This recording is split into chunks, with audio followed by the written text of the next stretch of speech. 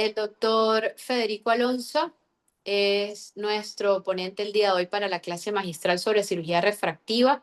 Es graduado en medicina en la Universidad de Sevilla y especialista en oftalmología por el Hospital Universitario de Valme. Aparte de esto, tiene 25 años de experiencia en la práctica clínica, cirugía, investigación y desarrollo. Actualmente es director general y director médico de Tecnoláser Clínica Vision en Sevilla, actualmente Miranza Tecnoláser, es ponente y director de cursos oficiales y simposios de la Sociedad Andaluza de Oftalmología, de la Sociedad Española de Oftalmología, de la Sociedad Española de Cirugía Refractiva e Implantes y la Sociedad Europea de Cirugía Refractiva e Implantes. Es también ponente y director de cursos oficiales y de acreditación para empresas del sector, y algunas de sus colaboraciones incluyen colaborador e investigador para Carl Zeiss en el desarrollo del láser excimer, oftalmólogo y colaborador investigador de Tecnolas Perfect Vision de Bausch Lomb, también de IMEX Clinics en láser de femtosegundo para intraláser, colgajos y segmentos intracorneales. Igualmente con Alcon y colaborador de Oculus en Pentacan y Corbis. Igualmente socio y fundador y asesor médico de Share Global Health en proyectos de inteligencia artificial en realidad virtual y aumentada en exploraciones oftalmológicas. Como ven, es un grato placer tenerlo a él hoy aquí y escuchar la clase magistral que nos trae para el día de hoy. Muchísimas gracias, doctor Federico Alonso, por acompañarnos en este día, y pues yo creo que si están de acuerdo ya pudiéramos dar inicio, César. Sí, sí, buenas tardes. Gracias a todos, doctor Estefanía, doctor Barroso. Gracias a la Sociedad Venezolana de Oftalmología también por apoyar este tipo de iniciativas. Y sí, yo creo que comencemos, doctora. Gracias. Sí, porque Bueno, es pues un tema... Ajá, adelante, doctor. nada, que yo también daros las gracias por contar conmigo. Yo encantado de participar con ustedes esta tarde allí y noche aquí. Bienvenido. Ya tiene todo suyo los micrófonos. Cuando quiera compartir pantalla lo puede hacer. Vale, pues voy a compartir la pantalla. Estupendo. ¿Se ve en la pantalla? Sí, doctor, se ve bien. Se ve bien, ¿no? Vale, bueno, pues lo que vamos a hacer es, como os comentaba, bueno, pues yo voy a hacer una actualización en cirugía refractiva corneal. Es una presentación un poquito densa porque son muchas diapositivas, pero voy a intentar, en la medida de lo posible, bueno, pues irme a lo concreto. En cuanto existen muchas contraindicaciones para la cirugía refractiva, igual que existe tanto absolutas como relativas. Esto está publicado en muchos libros.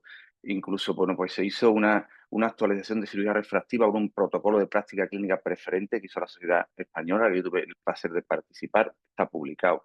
Yo me voy a basar, lo más importante para mí, una de las contraindicaciones en las que más se nos escapan son las expectativas de pacientes no realistas y periodos de inestabilidad emocional. Eso es clave porque a veces se nos escapa. Pero incluso hay muchas contraindicaciones que después se desmontan, porque hay muchas contraindicaciones relativas, pero hay muchas publicaciones en las que la motivación personal, como vemos, es lo más importante, pero, por ejemplo, hay pacientes con patologías sistémicas que se pueden operar, pacientes que utilizan ácido retinoico que se pueden operar, pacientes, por ejemplo, con queratometrías altas que se pueden operar, pacientes con paquimetrías bajas que se pueden operar, son contraindicaciones relativas, pacientes que están en lactancia, pacientes que están incluso embarazadas. Hay publicaciones de que estas contraindicaciones relativas son relativas, pero hay estudios que incluso lo permiten. Eso en cuanto a las indicaciones. Hay que tener una mente abierta en cuanto a las indicaciones y personalizar mucho. En cuanto a la exploración previa, me voy a basar en esta monografía del SECOIR. Es importante la anamnesis y exploración, como hemos dicho. Es importante la refracción y la pupilometría. Es importante la topografía y la tomografía corneal. Es importante la paquimetría, un estudio de la biomecánica y también es importante la exploración del ojo seco. No voy a explicarlo todo, pero sí voy a dar algunos detalles de cada uno. En cuanto a la refracción es importante porque es cirugía refractiva. Este es un ejemplo de lo que hacen en la London Vision Clinic. Le hacen 20 pasos a la hora de hacer una refracción. Están publicados en su página web. Lo que quiero decir es que si no refraccionamos bien, no podemos operar bien. Quedaros con ese concepto. La topografía. A veces la topografía pierde importancia con la tomografía y la biomecánica. Pero voy a poner un ejemplo de por qué la topografía es importante. Este es un caso publicado por Gatinel, en el cual vemos una topografía en la cual hay una alteración topográfica. Bien, Pero, sin embargo, la tomografía es normal, porque la cara posterior está normal y los parámetros son normales. Y una topografía mala con una topografía buena. ¿Qué es lo que ocurre? Que, bueno, que si nos vamos al ojo adelfo, tiene un queratocono. Claro, es decir, tenemos un paciente con un queratocono en un ojo con una topografía normal en el otro. Las topografías anormales son indicativos a veces de problemas. No tenemos que obviar la topografía anormal. Es importante, aunque por supuesto la tomografía es mejor. De hecho, la tomografía, ¿por qué es importante? Porque en la tomografía podemos diagnosticar las formas fustres, mientras que con la topografía solo podemos diagnosticar los queratoconos y los sospechosos, pero no llegamos a los fustres. Por eso es importante la topografía, porque es capaz de diagnosticar los queratoconos fustres, mientras que la topografía no es capaz de diagnosticarlo. Tomografía y biomecánica. Voy a hacer una pequeña revisión de los parámetros que yo utilizo como de corte para saber si un paciente es sospechoso de un queratocono fustre o no tiene indicación por córnea sospechosa en cirugía refractiva. El D del Pentacam tiene que el corte 1.2. El ART máximo tiene que estar entre 350 y 400 micras para tener seguridad. La elevación posterior tiene el corte máximo 11,113, la anterior 8 micras y el índice de progresión paquilitométrica 0,98. A partir de estos valores son córneas sospechosas. El índice de descentramiento de altura, que también está en el Pentacam, tiene que ser superior a 0,014, porque si no podemos tener problemas. Y una cosa importante, cuando hagamos los estudios tomográficos, depende del diámetro que coloquemos. Hay que ser muy estrictos, porque si no colocamos diámetros de 8, podemos tener córneas que parezcan normales, pero que no son normales. Siempre irnos a diámetros de 8. El Pentacam también nos da un dato tomográfico muy importante, que es el PRFI. Siempre por encima de 0,125 es sospechoso. Tenemos que irnos a PRF menores de 0,125. En cuanto a parámetros biomecánicos, es decir, que son cogidos por el Corby, el primero que apareció fue el CBI, que es una respuesta dinámica corvenal, que es la unión de 4 parámetros. El DA ratio, el radio integrado, el RTH y el SPA1, que cada vez cobra más importancia. En córneas rígidas, los 2 primeros están bajos y los 2 segundos y los 2 últimos están altos, como parámetro general. Ahora veremos cuáles son las líneas de corte de algunos de ellos. El CBI siempre nos da tranquilidad que esté por debajo de 0,15. Estos son parámetros que se encuentran en el Pentacam y en el Corby en nuestra práctica clínica diaria. Esto es un estudio muy importante que se hizo con queratoconos frustros y queratoconos normales, o no llegaban a frustro, por inteligencia artificial, después de hacer un cribado de múltiples tipos de pacientes. Y ahí no se determinan los parámetros del Pentacam, los parámetros combinados y los parámetros del Corby. Los que tienen el circulito verde son los más sensibles y lo largo, que es la barra, es la sensibilidad. Si nos vamos aquí, vemos que uno de los más importantes es el SPA1. Es decir, parámetro de Corbis muy claro, el SPA1. Si el SPA1 es mayor de 102, son córneas normales por regla general. Y con este simple parámetro casi te determina ya la seguridad de una córnea normal. ¿Cuál es el más importante? Bueno, el más importante es el TBI. El TBI es el más sensible. Como vemos, es un patrón combinado. Es un patrón combinado tanto del Pentacam como del Corby. Y es el más sensible, el parámetro más sensible, que es la combinación de parámetros, tanto utilizando el Pentacam como utilizando el Corby. ¿Dónde está la línea de corte? Algunos estudios lo marcan el 0,11 y otros el 0,29. Nosotros vamos a ir al 0,29 porque lo consideramos más coherente, porque el 0,11 es demasiado estricto en cuanto a sensibilidad y especificidad. Aquellos que son menores de 0,29 en el TBV1 son córneas normales. Pero la inteligencia artificial apareció un nuevo parámetro que es el TBI V2, del V1 al V2. Y esto lo que nos indicaba es que el área bajo la curva era mucho mayor en el TBI 2 que en el TBI 1. Y la normalización de la curva era también mucho más homogénea. Por eso ahora, hoy en día, se utilizan los parámetros más de TBI V2 que de TBI V1, que también están integrados en los nuevos software del Pentacam. ¿Dónde está la línea de corte? La línea de corte vemos que está en 0,43. Estos son distintos estudios en los cuales vemos el área bajo la curva y las líneas de corte, tanto del TBI, TBI-V1 y TBI-V2. Con el TBI-V2 que hemos conseguido una mayor área bajo la curva, un distinto parámetros de corte, una mayor sensibilidad y una mayor especificidad. Pero sobre todo entre el TBI1 y el V2 lo que hay es un aumento enorme de la sensibilidad. Luego el nuevo parámetro de corte, TBI V2, es 0,43. Esto también está en el Corbis. ¿Pero qué puede ser? Podemos tener todos los parámetros normales, TBI, CBI, SPA1, todos normales. Pero no siempre es así, porque a veces tenemos algunos alterados y otros normales. O el TBI muy bueno y los otros malos. Es decir, lo que tenemos que tener una visión amplia para entender que todos estos parámetros nos van a determinar cómo está una córnea. Pero tenemos que mirarlos todos y hacer lo que es una evaluación conjunta. TBI1, V1 en 0,30, el V2 en 0,43. Está en revisión porque continuos avances y nuevos estudios nos van a determinar que estos parámetros puedan cambiar. Vamos a mirar algunos casos clínicos. ¿Qué es lo que nosotros tenemos que mirar antes de un paciente? Ver la edad, ver la historia familiar, la técnica quirúrgica y el volumen de ablación. Porque estos parámetros que son ante o preoperatorios nos van a determinar a veces qué tenemos que hacer. Pero existen todos estos parámetros, parámetros de Pentagram, el VAR, la elevación anterior, el PPMI, como hemos dicho, y existen otros parámetros como el SPA1, TBI, CBI y los preoperatorios. La visión ante la toma de decisión de una cirugía tiene que ser mirarlo de forma global. Unos tienen más peso, por eso tienen más área, como es el TBI o el CBI o el SPA1. Otros tienen menos. Y por eso a uno le damos más importancia y a otros menos. Aquí tenemos un ejemplo, con el TBI, un caso de TBI1 de corte 0,29. Algunos parámetros, los verdes, son perfectos y los rojos están alterados. Pero vemos otro ejemplo. Aquí es lo mismo. Algunos están normales y otros están alterados. Aquí lo mismo. Algunos están alterados, otros son normales y otros están en equilibrio. Por eso tenemos que tener una visión global. Unos tienen más peso, pero la toma de decisiones nunca debe de ser por un solo parámetro, sino por una visión en su conjunto a la hora de las decisiones. Aquí lo mismo. Hay parámetros que están alterados, parámetros que están normales y parámetros que están en el límite. Por eso, ¿qué quiere decir? En el TBI-V1, para el TBI, cuando es por debajo de 0,35, podemos hacer cualquier técnica. Entre 0,35 y 0,75 tenemos que ir a técnicas que alteren menos la biomecánica, como pueden ser las PRK o las lentes enfáquicas, y cuando es mayor de 0,75 descartamos la cirugía corneal. Por eso, dependiendo del TBI, determinamos qué técnica quirúrgica vamos a hacer. Este es un caso, por ejemplo. Ahí tenemos estos parámetros, ¿no? Son todos normales y el TBI un poquito alto.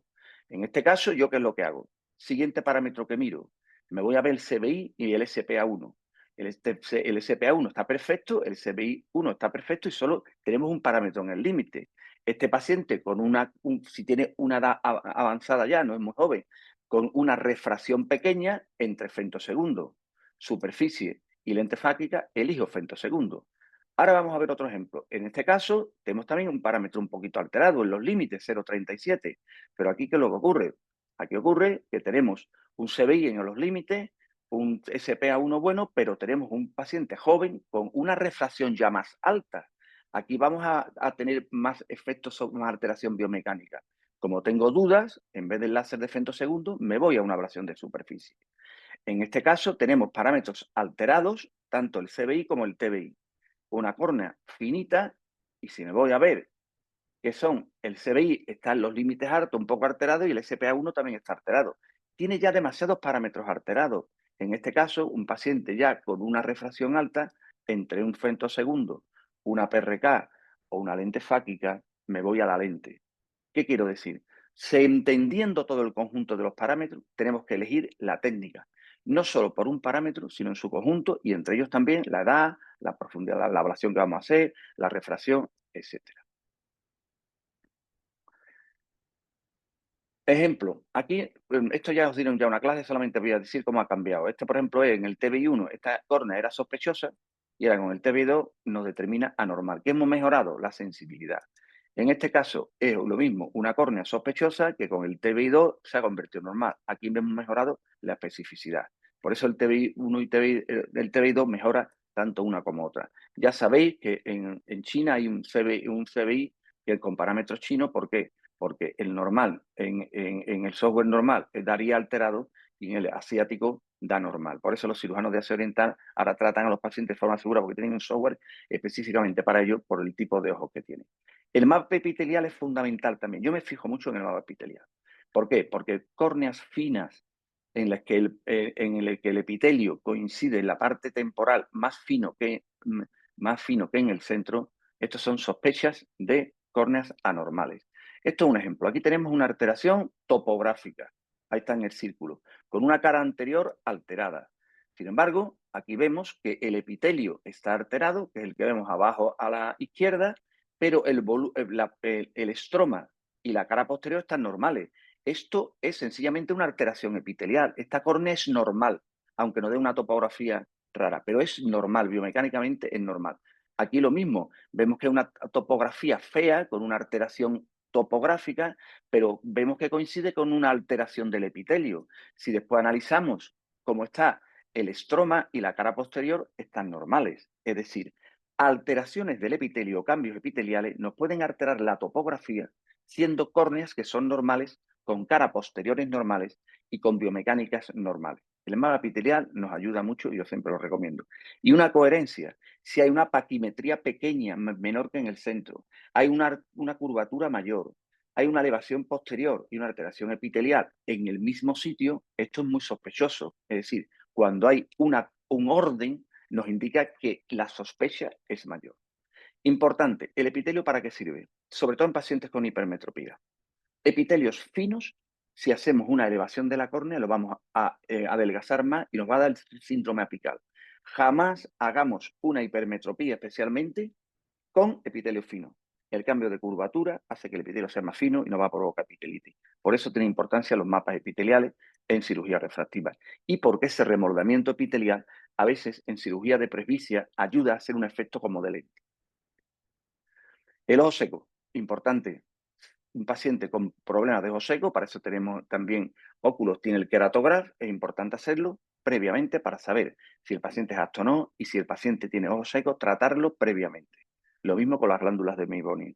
Si hay integración de glándulas de meibomium, primero tratemos de mejorar esas glándulas de meibomium con tratamiento, incluida la IPL, y luego hacer la cirugía. Es mejor tratar primero el ojo seco antes de la cirugía que tratarlo después. Incluso, bueno, pues el queratografo tiene el GenVis Pro Dry ojo seco que te determina cómo va evolucionando. ¿La ablación es importante? Sí. ¿Qué es lo que ocurre? Yo pienso que medir solamente la PTA no es el camino. ¿Por qué? Porque la PTA es dos planos. Creo que tenemos que irnos, y yo comparto el estudio que hizo Gatinel, la influencia más de las micras de ablación del volumen de ablación.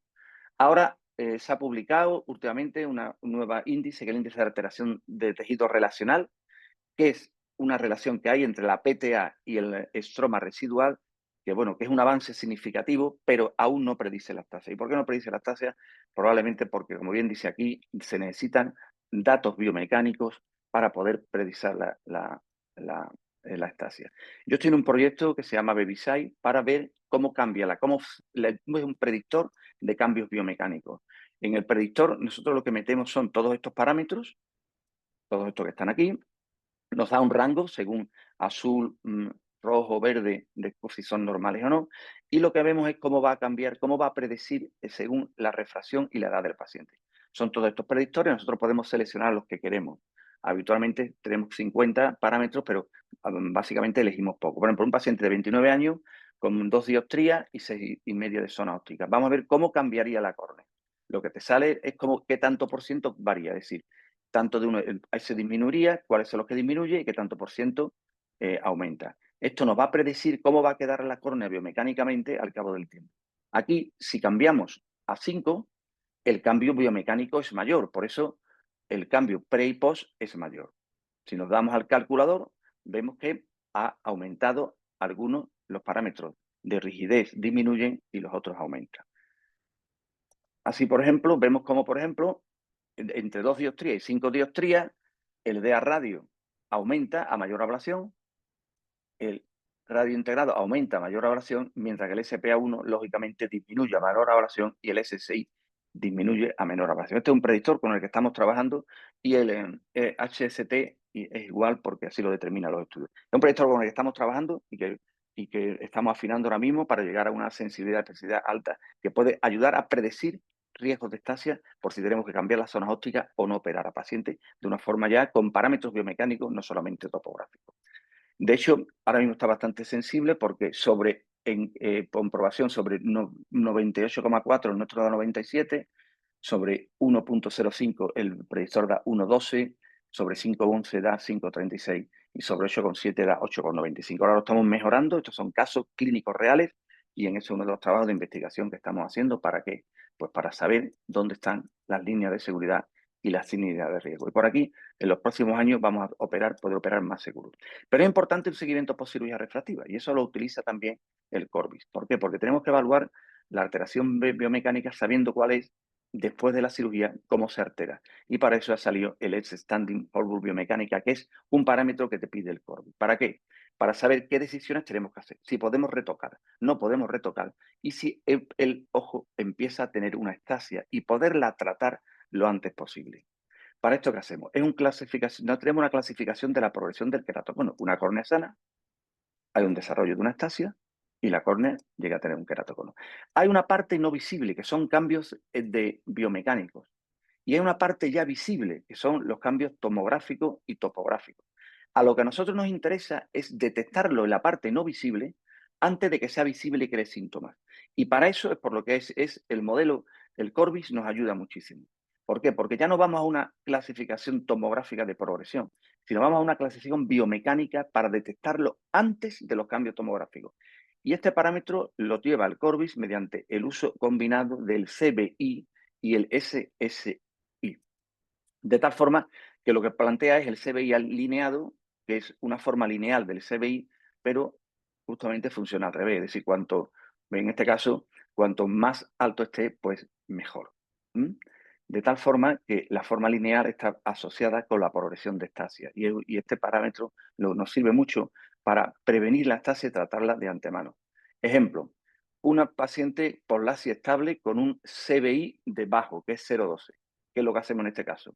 Como es 0,12, nada, un riesgo de estasia es muy bajo, ¿qué es lo que tenemos que hacer? Vemos que no hay progresión y te lo marca el parámetro. Ahí sí las flechitas marcan no progresión, te lo hace todo el sistema, todo te lo hace el programa. Por lo tanto, en este caso lo que hacemos es un control periódico. Ahora, si vamos en un caso en el que vemos que es el TCBI post LASI es alto, en este caso sería de 0,91, sin mayor de 0,2, lo que determinamos es que va a haber una progresión y efectivamente el parámetro, como vemos abajo en las crucecitas, te marca que hay una progresión. En este caso, ¿qué hacemos? Al haber una progresión, lo que nos interesa es, ahí está progresando, hacerle un cross-linking preventivo antes que llegue a estasia para que baje y pararlo. Este es un parámetro, esto lo que yo digo es tratamiento de postventa. ¿Por qué? Porque nos va a ayudar a prevenir las estasias y esto está incorporado en el Corbis, una herramienta que cada vez se utiliza más. De tal forma que un paciente con un rango muy bajo del CBI post-LASI, sin aumento de CBI previo, pues se puede hacer un retoque, porque te da entre 0 y 0,10. Pero si te da entre 0 y 0,2, ¿qué es lo que hacemos? Bueno, pues lo que hacemos es un control periódico para comprobar que está bien. Si te diera, por ejemplo, rangos muy altos, en este caso es de riesgo de provocar una estasia. Aquí hay que hacer un control muy estricto. ¿Por qué? Pues porque el aumento es muy exponencial. O sea, un cambio de 0,2 a 0,3 es un cambio proporcionalmente muy alto. ¿Qué tenemos que hacer en esto? En este caso hay riesgo de evaluación alto de estasia, cross-linking corneal previo a que salga la estasia. Y esto es una de las cosas más interesantes de las que nos sirven ahora mismo. Son valores que están en revisión, pero que nos van a ayudar mucho. ¿Por qué? Por una sencilla razón. Porque el SPA1 realmente no sirve para detectar el deterioro biomecánico, es decir, no sirve para las estasias, mientras que el SSI sí sirve para la progresión. Dos conceptos claros. El SPA1 para cirugía previa tiene mucho peso, más peso que el SSI, parámetros del Corbis, mientras que para la progresión, quien tiene peso para saber si hay cambios biomecánicos de progresión a estasia es mucho mayor, el SSI. Uno más peso prequirúrgico, otro más peso postquirúrgico. Lo próximo que va a venir van a ser mapas de SSI puntuales, de tal forma que no nos dé el parámetro global, sino que cada parte de la córnea pueda tener su parámetro determinado de SSI. Técnicas quirúrgicas. Hay muchas técnicas quirúrgicas. Yo voy a hacer una pequeña actualización, que son en técnica de ablación, en LASIK, en PresbyLASIK y en SMILE. Voy un poquito más rápido. La PTK, la PRK ha ido evolucionando desde un solo paso, dos pasos. Ahora vamos a ver cómo ha ido evolucionando.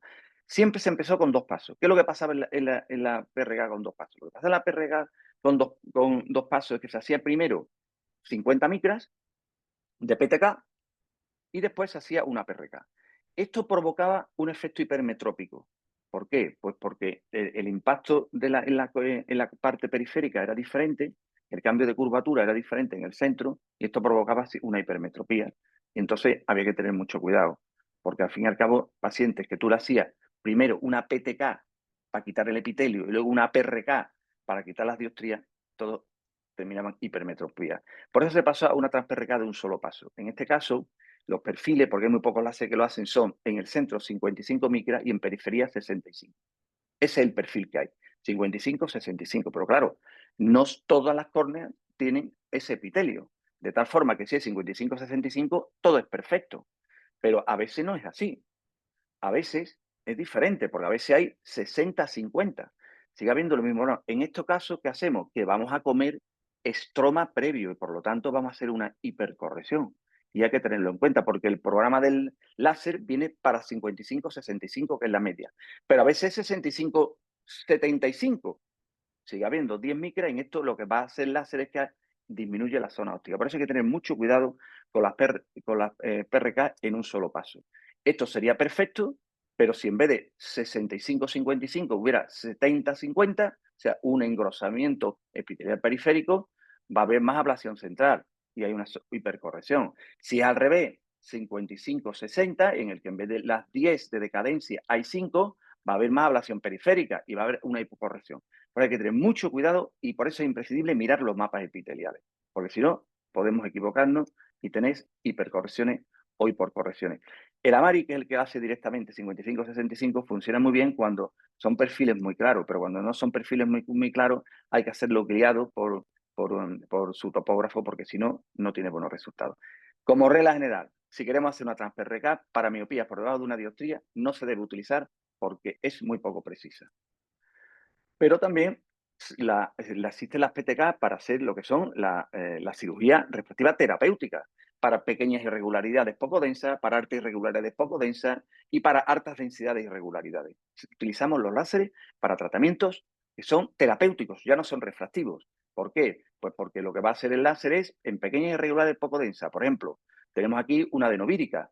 Lo que es el láser, lo que va a ir puliendo, quitamos el epitelio, va a ir puliendo, luego le ponemos un poquito de mitomicina y nos sirve y es una cirugía terapéutica para quitar los pequeñas cicatrices de un adenovirus. Pero a veces hay altas irregularidades, pero poco densas. Entonces lo que hacemos vamos a hacer varias PTKs de 10 o de 20 micras y después compensamos el defecto refractivo. ¿Por qué?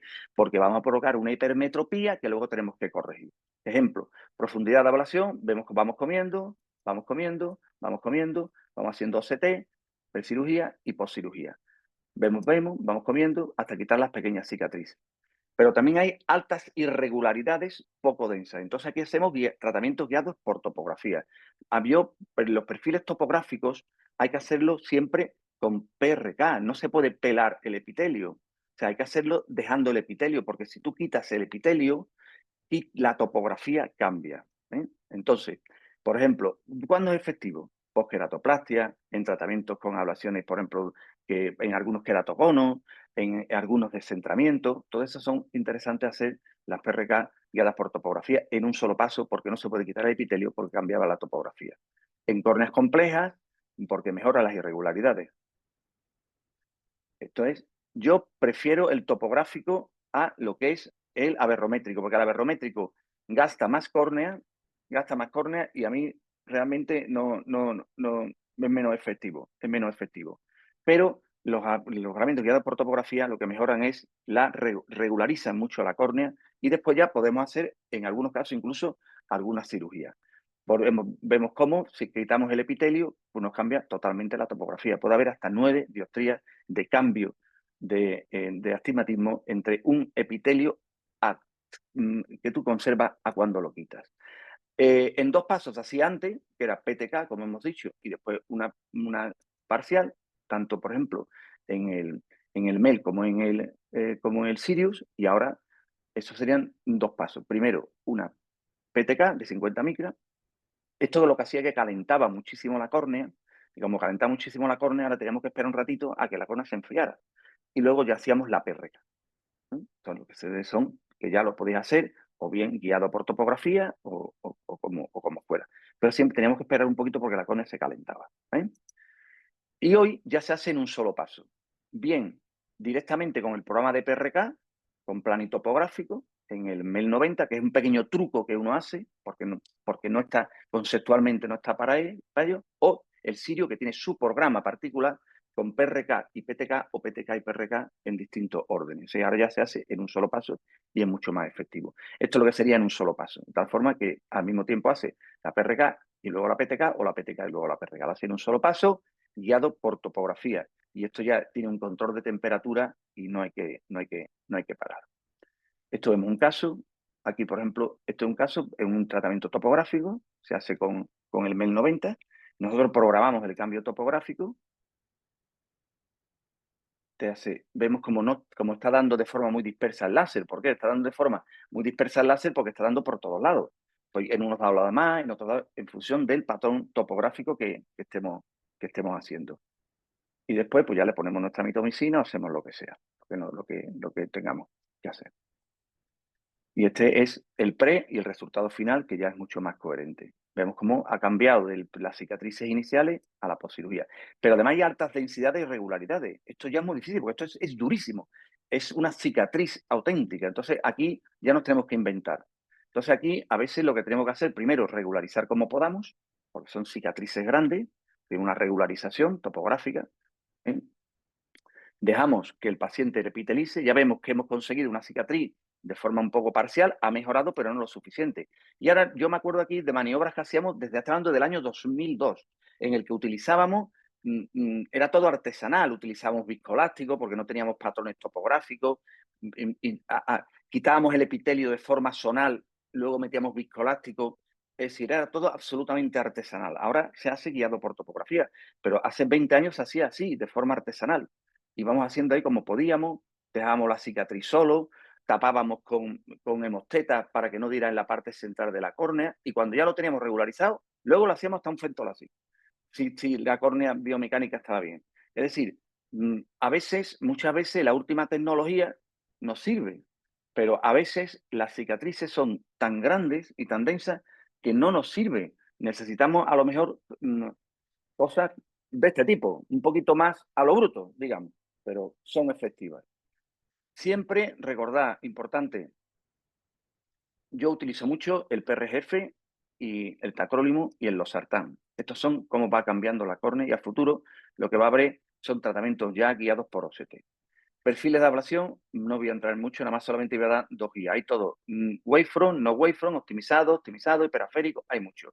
Como norma general, siempre hacer un optimizado, salvo que tenga unas aberraciones tan hartas, mayores de 0,30, que lo tenga que ya hacer guiado. Pero si no, el optimizado. El perfil guiado por frente de onda reduce las aberraciones persistentes y el optimizado deja las que tiene. Si hay pocas, mejor no quitarlas. Por lo tanto, como norma general, yo siempre utilizo el wavefront optimizado y el guiado, wavefront guiado, es decir, que tú quitas las aberraciones previas, lo utilizo muy pocas veces. Ahora se están empezando a hacer estudios para tratamientos guiados por ray tracing, pero esto todavía no es por simulación de ordenador y no está ahora mismo en clínica. El presbilasis. Yo hago mucho presbilasis. Esto está sacado del London Vision Clinic. Lo que yo creo que transmitir es que si hay que hacer pruebas para una cirugía de láser normal, para un presbilasis, una cirugía de presbicia, mucho más. Y el balance de la binocularidad es muy importante. ¿Qué quiere decir? Si hay una disfunción binocular, no puedes hacer un presbilasis. Y para eso hace falta simplemente hacer punto próximo de convergencia, trabajar la dinámica pupilar como es, ver la amplitud de acomodación y combinar si hay una buena esterosis y si hay una deficiencia de acomodación o de binocularidad. Y un test de dominancia. Los ópticos optometristas tienen que dominar esto, porque sin esta aprobación previa no se puede hacer una cirugía de presbicia. Imprescindible, uno que usar un flipper y 2 minutos. Un óptico optometrista entrenado con esto es suficiente. ¿Por qué? Porque va a ser un cover test o estudiar la flexibilidad acomodativa. Y es muy sencillo. Si el cover test está normal y la flexibilidad acomodativa está normal, se puede hacer. Si hay anormalidades, es que o bien falla la acomodación o falla la binocularidad. Cuando hay falla la acomodación o la binocularidad, o se entrena antes o es un problema. Importante, la estereosis, estudio de estereosis. Si es menor de 50 segundos de arco, se puede hacer cirugía de micromonovisión. Si no, más de 100, no, y solamente llegamos a la media distancia.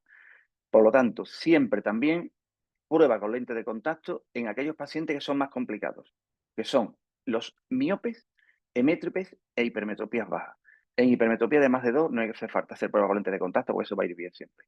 Pero en miopes, hemétropes, hipermetropías bajas, hacer pruebas de monovisión previa con lentes de contacto para ver cuál es la máxima tolerancia. Yo tengo mi nomograma y además de utilizar el nomograma de Cal6, dependiendo de la edad del paciente, de los requerimientos de la cámara anterior, de la densitometría del cristalino, de la queratometría y de la metropía, doy más de focus o menos de focus. El paciente ideal, paciente 40-50 años, entre 1,5 y 3 dioptrías de hipermetropía. El programa me permite trabajar con qué de focus quiero hacer, qué target quiero dejar y a qué aberraciones periféricas puedo apuntar. Con ese nomograma de los parámetros que he dicho, de edad, densitometría, acomodación, pupilometría, etcétera, me voy a target de defocus en monovisión mayores o menores. Importante detalle, hay que darle siempre en el reflejo de la luz corneal con visión coaxial fijada por el sujeto. Ahí hay que apuntar con el láser. Y para eso, el MEL 90 vas mirando y hay un proceso que se llama el Surbrillane o Flat Bright Reflex. Cuando esto sale, es que el láser está en el primer reflejo de Purkinje. Si no hay un buen centrado, no se puede hacer este tipo de cirugía.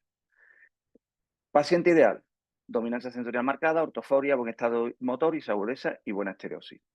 En pacientes para presbicia. Si existe una disfunción noestrábica, cuidado. No olvidar las verticales. En grandes hemétropes que no han usado lentes de contacto. Miopes sin gafas que se las quitan. No acomodan, hay que tener cuidado. Insuficiencia de convergencia, como hemos visto. Todo esto hay que tratarlas antes con terapia visual. Jamás entropia, anisometría alta y ambliopías profundas. Bien, ya por último, voy a hablar un poquito, con 5 minutitos, del SMILE o el CLES. Últimamente se utiliza el CLES. Sabemos que es una técnica quirúrgica que tiene 4 pasos. Esto es un vídeo de una cirugía, pero todas las cirugías no son así. Esto en tiempo real, pero son cirugías muy... Cuando el paciente ayuda mucho y córnea es buena.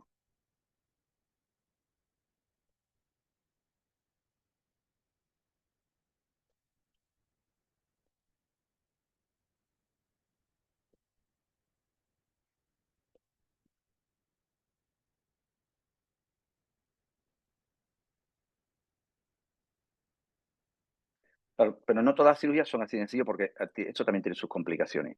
Voy a hacer una pequeña, brevemente, porque ¿qué es mejor, el SMILE o el fentolásico? Bueno, cada uno tiene sus cosas. Los dos logran buenos resultados visuales. El SMILE provoca menos aberración esférica. El SMILE crea una zona óptica efectiva más grande, pero también un posible mayor descentramiento y los síntomas visuales fueron muy comparables. A los 6 meses es muy difícil de decir si es mejor un fentolásico o un SMILE. Las técnicas de LASIK Wavefront y la técnica de SMILE optimizada pueden lograr resultados similares. La recuperación visual quizás sea un poquito más láser en el fentolásico que en el SMILE y siempre hay una pequeña polémica de qué es mejor o qué es peor. Lo que sí sabemos que ahora mismo, claro, el SMILE tiene más activación de queratocitos y además tiene una retrodispersión corneal mayor porque son 2 pases y si nosotros vemos por lo que es una microscopía, vemos que, claro, cuando tú haces un fentolasi, el excimer pule la cara posterior, mientras que en el SMILE no se pule. Por lo tanto, cuando se pegan las 2 caras, siempre hay una retrodispersión que poco a poco se va quitando. Pero es cierto que ahora mismo ya con baja energía, cuanto menos energía, esto cada vez es menor y llegará un momento en que prácticamente casi ni se note. Ojo seco. Bien, siempre el SMILE resultados significativamente mejores en el T-Book y la tinción corneal. El Shirine no hay diferencia entre ninguno. La capa difídica no muestra diferencia significativa, pero parece que el SMILE es más eficaz en la estabilidad de la película alemana, especialmente los 6 primeros meses. En cuanto a la biomecánica de curvatura, esto es importante porque en cambio, en 5 parámetros biomecánicos corneales son muy parecidos. El fentolásico tuvo un impacto más significativo en la rigidez, pero realmente en el Corbis no hay claro si hay diferencias significativas entre uno y otro. Aunque teóricamente el SMILE debería de afectar menos la biomecánica, pero ahora veremos como no siempre es así. ¿Por qué? Porque si nosotros vemos la biomecánica en el SMILE, vemos como en el fentolásico, esto es interesante, la zona anterior al hacer un corte es más débil y por lo tanto se eleva más la cara posterior, mientras que hay un recolocamiento de la carta anterior y el bloque posterior es clave, porque hemos debilitado mucho el anterior. Hemos debilitado, en el SMILE la parte anterior está muy débil y por lo tanto hay una elevación de la cara posterior. Mientras que si nos vamos al SMILE, aquí es al revés, la cara anterior está intacta y por lo tanto está muy fuerte y por lo tanto hace que influya menor en el remordimiento de la cara posterior. Por eso hay 2 flechitas abajo y arriba hay 3. Y hay un menor recolocamiento hacia la parte anterior. ¿Por qué? Porque está más rígida, por lo tanto cambia todo. Y el bloque posterior no es tan clave, ¿vale? Y en cuanto a los resultados, vemos que el SMILE, que luego ocurre, tiende a sobreestimar el grosor del lentículo. ¿Por qué? Porque la curvatura, el SMILE, la transforma indirectamente porque no tiene corte. Mientras que el Fentolasi la transforma directamente porque tiene un corte hecho. Por lo tanto, el SMILE, por ejemplo, con 160 micras de ablación, provoca menos aplanamiento que uno con 110 micras. ¿Por qué? Porque el efecto sobre la cúpula, que está muy rígida, es menor, porque aplana menos, porque hay mucha más rigidez en la parte anterior porque está menos afectada. Sí, el SMILE afecta menos a la cara anterior de la córnea y por eso se aplana menos, porque sigue siendo más fuerte. Por lo tanto, la cúpula del SMILE, como he dicho, está casi intacta y es capaz de mantener la tensión. Y además, el aplanamiento del vidrio es mucho mayor que de la lente que cuando hacemos el SMILE. ¿Esto qué quiere decir? Que esta discrepancia hace que la córnea tienda a volver a su curvatura inicial con un SMILE. ¿Por qué? Porque la parte anterior está más fuerte y es más difícil que aplane. Por lo tanto, se necesita más comer más micra para hacer el mismo efecto. Por lo tanto, hay que hacer el SMILE tiende a una subcorrección. Por eso cuando hacemos un SMILE, si una persona de 5 le metemos 5,5 o 5,75 porque sabemos que va a aplanar menos. Por lo tanto, hay una expansión estromal en relación al grosor del lentículo, hay un remoldamiento biomecánico, menor efecto porque aplana menos, porque la parte anterior está más rígida y hay un menor remoldamiento del epitelio porque está es mucho más suave. Por lo tanto, esta falta de recoloración entre el lentículo y estoma es por una expansión central. El SMILE expande y en vez de aplanar, aplana un poquito menos. Y por eso hace falta quizás meterle un poquito de más cantidad. Y después lo que sí se ha demostrado es que el SSI también influye porque cuanto más alto indica una córnea más rígida y cuanto más rígida menos aplana. Entonces ya son parámetros que hay que ver para actualizar los nomogramas. La biomecánica va a ser un patrón para actualizar los nomogramas a ver si hipocorregimos o hipercorregimos. Por lo tanto, siempre como idea hay que sobrecorregir un 10% el esférico en SMILE para hacer el mismo efecto, porque como resumen, la córnea está arriba más fuerte y va a aplanar menos porque se mantienen las tensiones, porque no ha habido corte. Por eso un paciente que coma con 80 micras de un Fentolasi aplana más que un SMILE con 80 micras. Nos tenemos que ir por lo menos a 90 micras para hacer el mismo efecto de aplanación. Por lo tanto, claro, es cierto que 5 dioptrías de Fentolasi tienen mayor efecto biomecánico que 5 dioptrías de SMILE. Lo que no tenemos claro es, para conseguir el mismo efecto, si 5 dioptrías de Fentolasi necesita 6 de SMILE, ya ahí no tenemos tan claro si la biomecánica juega a favor de uno o a favor de otro, porque el SMILE necesita ablacionar más volumen. Esto es lo que más o menos se explica en esto, porque sabemos que según la tercera ley de Newton, con toda acción ocurre una reacción igual y contraria. Y esta es la ley de la biomecánica, la ley más importante de la cirugía refractiva. Ahora hay muchos tipos de láser que hacen SMILE. Primero el SMILE fue de Carl Zeiss y ahora hay mucho. Y este es muy interesante porque hace un comparativo de todo, por si queréis echarle un vistazo. Esta publicación es reciente y es muy importante. Yo, para terminar, lo que quiero como concepto final es que tenéis que entender que la cirugía implantorefractiva es un mundo global en que hay que mirarlo todo global. Desde la edad del paciente a la tomografía, la topografía, los secos, o sea, la técnica, el pre, el post, qué técnica vamos a usar, qué efecto vamos a hacer, porque si no, no vamos a tener buenos resultados. Una visión global para tener buenos resultados. Y yo con esto, pues ya termino mi presentación. Sé que a lo mejor he ido demasiado rápido, pero os aseguro que he ido más lento de lo frecuentemente hago. Y os doy las gracias y espero que ahora vuestras preguntas o lo que queráis, si os puedo aclarar algo. Y como sé que se ha grabado, si alguien tiene interés, la va a poder ver mucho más despacito y parándose para entender un poquito los conceptos, porque yo, como andaluz que soy, es que hablo así de rápido, no puedo evitarlo. Muchas gracias. Muchísimas gracias, doctor. De verdad que excelente y la cirugía refractiva ha avanzado muchísimo y hay cambios, ese nuevo parámetro de IBES, algo así, no me acuerdo ahorita el nombre, sobre cómo va evolucionando después de una cirugía refractiva con LASIK, la córnea, la biomecánica corneal me parece súper interesante. De verdad que muchísimas gracias. Y bueno, como usted dice, es una clase para volver a escudriñar y volver a escuchar y sacarle mayor provecho. Le quiero dar la palabra al doctor Ángel Barroso para que haga los comentarios. Y si alguien desde el público tiene alguna pregunta, lo puede hacer en el box de preguntas y respuestas que tenemos allí en la sala. El doctor Ángel. Perdón, estaba Bueno, muteado, estaba hablando solo. Bueno, pues felicitar a Federico por esta tremenda conferencia que nos diste, que nos habla de lo que comentaba Estefanía, ¿no? De cómo ha avanzado desde la época en que estábamos en LASIK con microqueratomo y cirugía refractiva de cristalino, porque no había más nada, a lo que se está haciendo hoy en día, ¿no?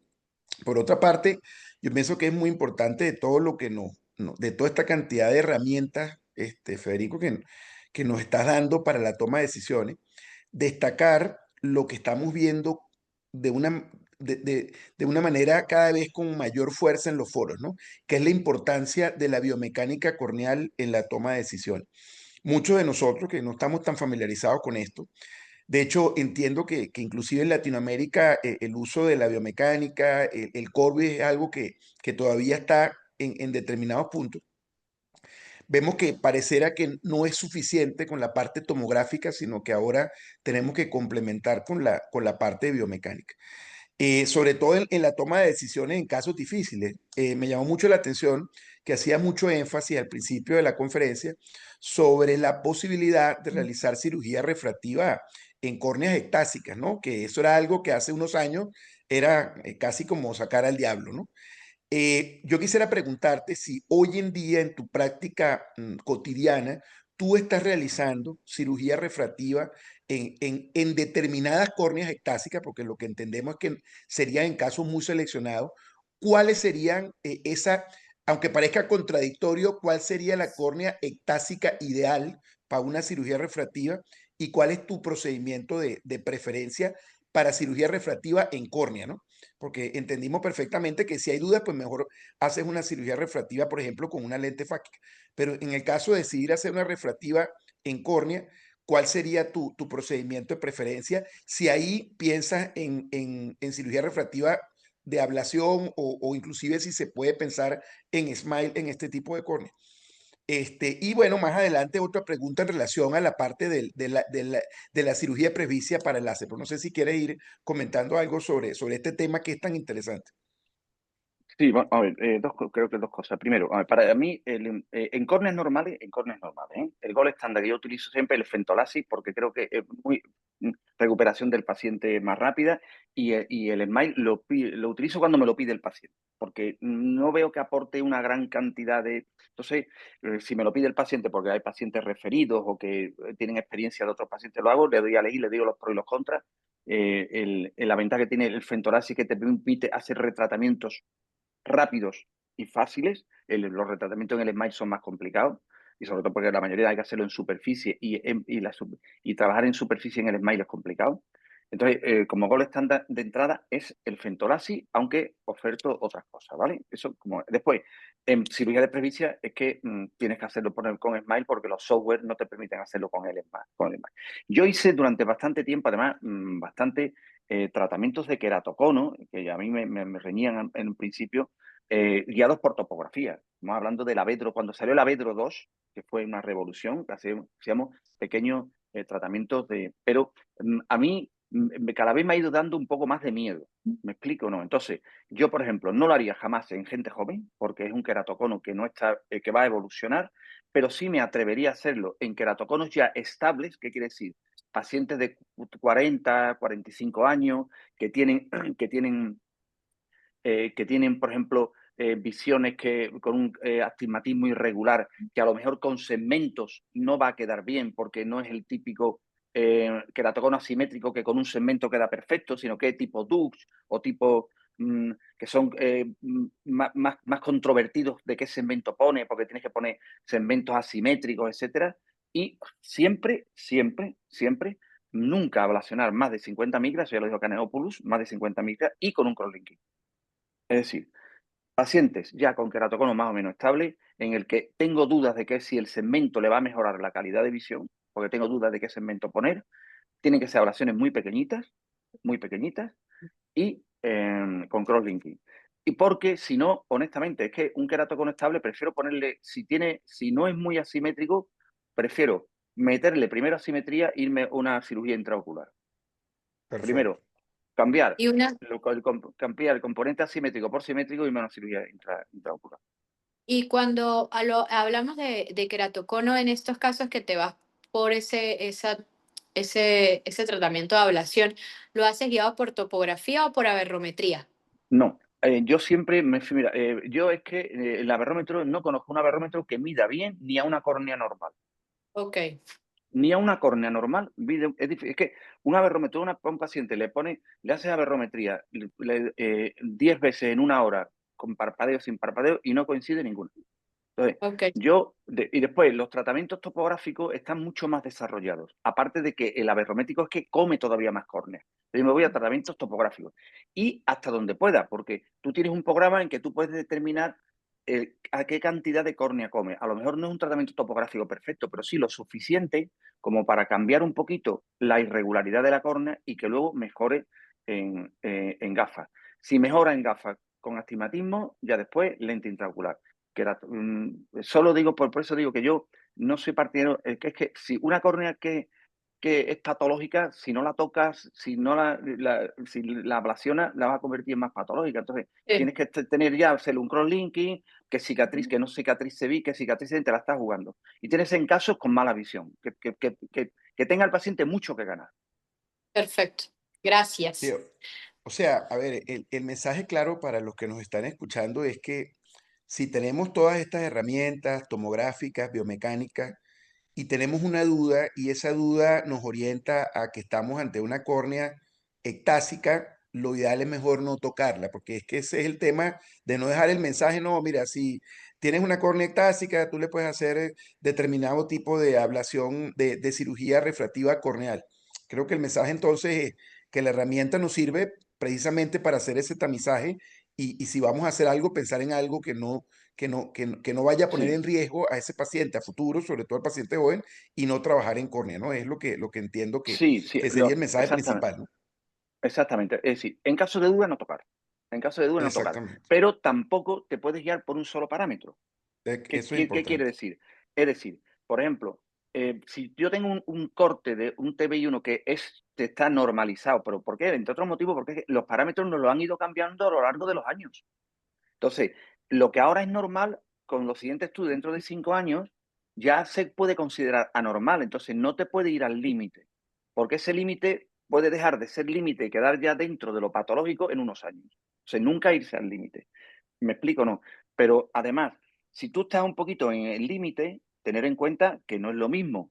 Ya me voy a otros parámetros, me voy a la técnica más segura, a lo mejor no puede ser una ICL porque no tiene cámara, pero si tiene una dioptría, no es lo mismo operar a una persona de 39 años de una dioptría en superficie con un parámetro de Corby alterado y todos normales, que operar a una persona de 21 años de 6 dioptrías de miopía con 2 parámetros de Perfecto. Corby alterado. Claro, O sea, hay que mirarlo claro, todo en su conjunto. claro. Todo en su conjunto. Y si dudas, no hacer nada. Yo siempre digo lo siguiente, una explicación antes de la cirugía es una explicación. Una explicación después de una cirugía es una excusa. Excelente. Esa está muy Excelente. buena. Esa está Sí, buenísima. ¿Habrán preguntas por ahí? Sí, sí, ajá. sí, hay dos. Una es, ¿hasta qué valor específico de paquimetría usted decide no hacer PRK en un paciente miope con córneas delgadas pero sanas? Vamos, yo en estos casos Mira, hay una cosa que pasa con el Corbis, y es que hay parámetros, sobre todo, por ejemplo, el SPA1, entre otros, y el CBI, que en córneas por debajo de 500 micras pierde mucho, o sea, pierde mucho el valor del Corbis, no está preparado para córneas tan finas. Es decir, afina mucho en córneas de más de 500 micras, pero en córneas de 470, 470 ya se te disparan los parámetros. ¿Por qué? Porque el peso de cada parámetro que le meten al rotor de inteligencia artificial le dan más peso a unos que a otros, por eso lo van cambiando. A mí, una córnea por debajo de 480 micras, ya lo miro mucho. Tiene que estar perfecta, porque si no, no me atrevo a tocarla.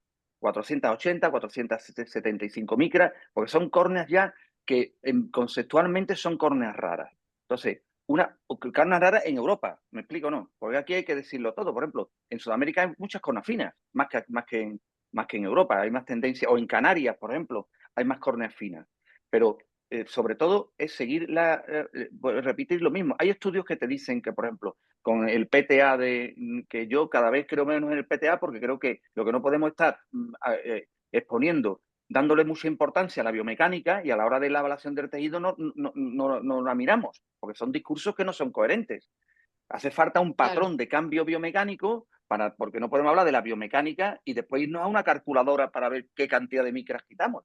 Mucha tecnología para una cosa y una calculadora para otra. No tiene mucho sentido, ¿no? Por eso hay que mejorar por ahí. Entonces, yo siempre me voy a la regla como es la que hay de momento, me voy al PTA no de 40, yo me voy a 36. Me bajo mucho. Prefiero siempre irme a ser muy estricto. Y si tengo dudas, no hacer nada, verte a una ICL, porque te vas a arrepentir. Porque uno de los grandes problemas, sobre todo, y siempre irme, en caso de duda, a una técnica de superficie. A una técnica de superficie. Okay. Y otra cosa que siempre hago, en caso de duda, siempre es hacer un cross-linking EPION a los 3 meses. O sea, yo córneas finas, menos de 500 micras, y al paciente le planteo que va a tener un cross-linking EPION que tiene muy poco riesgo, pero que para córneas normales va muy bien, y yo ya le planteo a todos los pacientes tratamiento de PRK, y a los 3 meses, que ya está la córnea estabilizada, que ya ha mudado la piel, que tenga una transparencia en el Pentagán, un crosslinking EPION a todos. Perfecto. Por seguridad. Hay otra pregunta que dice, ¿cuándo usted elige hacer PRK más crosslinking? Bueno, es lo que nos acaba de decir. Es lo que acabo de decir. Sí, yo, en caso de dudas, en caso de estas dudas que hemos dicho, córneas límite, que me quedo y que no tengo otra alternativa, que no tengo otra alternativa, por ejemplo, claro, es que un paciente con un menos 1,50 o menos 1,75 a 35 grados, ponerle una ICL es que tienes más posibilidad de equivocarte de pequeños giros y que el paciente esté menos satisfecho. Entonces, con una córnea de 485 micras, con un menos 1,75 a 30 grados, que los oblicuos, los astigmatismos oblicuos hay que tener mucho cuidado con ellos, pues ahí sí les planteo un crosslinking, ya de entrada porque no me fío. Y después una cosa que también hay que tener en cuenta es que el Corbis mide en horizontal, no mide en vertical, porque mide en la hendidura del párpado. Ese es uno de los grandes problemas que tiene el Corbis, porque miden la hendidura. Entonces, ¿qué es lo que pasa? Que penaliza mucho los astigmatismos en contra de la regla. Un astigmatismo en contra de la regla lo penaliza mucho en los parámetros. Entonces, si yo veo un astigmatismo en contra de la regla, pero que todos los parámetros son normales, sé que me va a penalizar los parámetros. Entonces, ahí no soy tan estricto. ¿Por qué? Porque el Corbis que mide lo horizontal. Entonces, cuando son los astigmatismos en sentido contrario, ya no es tan fino, ya no tiene tanta sensibilidad. Igual que en paquimetrías bajas. Entonces, hay que tenerlo en cuenta a la hora de tomar la decisión. No es lo mismo un Corbis arterial, una córnea de 600 en un no malo, que un parámetro arterial, una córnea de 485 con un menos 1,50 a 90, porque ahí te van a hacer parámetros muchas veces más alterados. Bueno, excelente, excelente, muchísimas gracias. No sé si alguien más tiene alguna otra pregunta. Yo quería preguntarte, Federico, con relación a la cirugía de presbicia en córnea, ¿no? Eso es un tema que ha tenido como varios ciclos, ¿no? Varias épocas, donde aparece que tiene sus ventajas, de repente vienen detractores. El año pasado escuchaba por ahí a Dan Reisten hablando también sobre el tema de la cirugía refractiva en córnea. Y yo creo que hacer la pregunta de siempre, ¿qué ventajas tendría hacer cirugía refractiva de presbicia en córnea cuando la puedes hacer en cristalino, que es el órgano blanco realmente de la presbicia. Hoy día, ¿qué mejoras tenemos con relación a lo que se hacía antes para justificar o para seleccionar un caso de cirugía refractiva de presbicia en córnea? Hombre, yo lo primero que tengo que ver es que la cirugía de cristalino en gente con 45 o 46 años me parece una mutilación. Es mutilar un órgano que tiene todavía un 60% de eficacia. Paciente que tiene un más 1,25 o más 1,50, le están mutilando algo, todavía tiene eficacia. El cristalino es un paciente de 45 años, es la mejor lente EDOF que hay. La mejor. Solo necesita un poquito más de cerca, no necesita más. Entonces, yo hago mucho presbillón en pacientes de menos de 50 años. Es decir, aquellos a los que en España hay mucha gente que hace cirugía de lentes, pero porque no tiene cirugía de láser. Entonces, pues prefiere la lente. Cada uno se hace experto en algo y si no tienes en tu clínica los dos aspectos, pues te vas especializando en algo y vas buscando siempre las ventajas de una técnica respecto a las ventajas de otra. Yo creo que hacer un cristalino por debajo de 50 años no me parece lo más correcto. Creo que hay el presbillón, porque yo trabajé con el Supracor, trabajé con el Presbimar, trabajé con el Intracor. Al final, el que a mí me ha funcionado es el presbillón. Y un presbillón tiene una ventaja. Cuando tú haces siempre la gente pregunta, bueno, ¿y después qué lente le ponemos? Bueno, los pacientes más contentos de cirugía de catarata son los que se han operado previamente de cirugía de presbilasia. Los más contentos. Lo voy a explicar muy claramente. Tú operas a una persona con 48 años con una cirugía de presbicia, un hipermétrope de más 1,75, por ejemplo. Y lo deja con una micromonovisión, con un nomograma, en el cual tú dejas los dominantes de lejos y el no dominante de cerca. Cuando tenga 60 años, esa persona lleva 15 años con una monovisión que la tiene integrada en su cerebro. Ya la tiene integrada. Tú ahora le pones una lente de rango extendido con un cambio de refracción de media dioptría entre un ojo y otro y lleva toda la vida así. Ve perfecto porque ha tenido ya una monovisión toda la vida. No quiere una trifocal ni la necesita. Necesita una lente de rango extendido porque la monovisión ya la lleva tolerando 15 años en su cerebro. Es más, le pone una trifocal y está incómodo porque es que él quiere la monovisión, porque es lo que lleva haciendo todos los últimos años de su vida. Y después, si tú haces un centrado perfecto en el primer reflejo de Purkinje, en casos, tú no cambias la monofocalidad de la córnea, pero tienes que centrar bien. Por eso el centrado es fundamental. Si tú centras bien, la córnea apenas modifica la monofocalidad de la córnea.